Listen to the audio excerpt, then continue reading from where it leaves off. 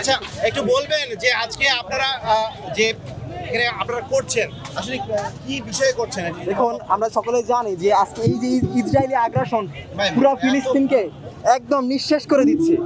আর এর পেছনে যারা মূল হোতা, যারা এর পেছনে মূলত কাজ করছে, আমরা চাই যেন তাদেরকে পুরো পৃথিবীবাসীর কাছে উল্লেখ করতে, এবং আমরা সকলেই জানি যে তারা এর পেছনে মূল হোতা হিসেবে কাজ করছে।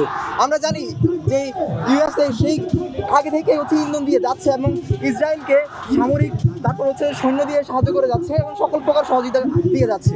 আজকে যদি তারা যদি তাদের সাথে না থাকতো, তাহলে আজকে এত ধ্বংসযজ্ঞ চালানো হতো না। প্রায় আমরা জানি 50,000+ ফিলিস্তিনিকে হত্যা করা হয়েছে এবং এই যে হত্যাযজ্ঞ এখনো অব্যাহত রয়েছে। প্রায় 4 লক্ষ+ মানুষ আহত হয়েছে, প্রায় 4 লক্ষ+ নরনারী আহত হয়েছে, আমাদের মুসলমান ভাইরা আহত হয়েছে। এবং এর পেছনে যারা কাজ করছে তাদেরকে আমরা মূলত সামনে দেখতে চাচ্ছি।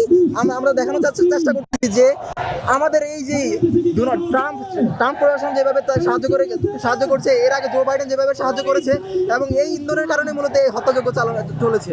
আমরা সাথে সাথে আমাদের যে ফিলিস্তিনি ভাইদের একটা আকুল আবেদন যে আরবরা তাদের দিকে আরবের যে প্রধানমন্ত্রী সালমান, সে যেন এগিয়ে আসে। তাদের এই প্রত্যয় অনেক দিনের, কিন্তু আমরা দেখতে পাচ্ছি যে তাদের কোনো ধরনের এ ধরনের কোনো পদক্ষেপ নেই। উল্টো তারা হচ্ছে যে জো বাইডেন, তারা ট্রাম্প প্রশাসনকে আরও সহযোগিতা করছে এবং সারা শুধু টাকা করছে এবং মদ, গাঁজা, ইয়াবা সকল প্রকার নেশাদ্রব্যের সাথে সংযুক্ত রয়েছে।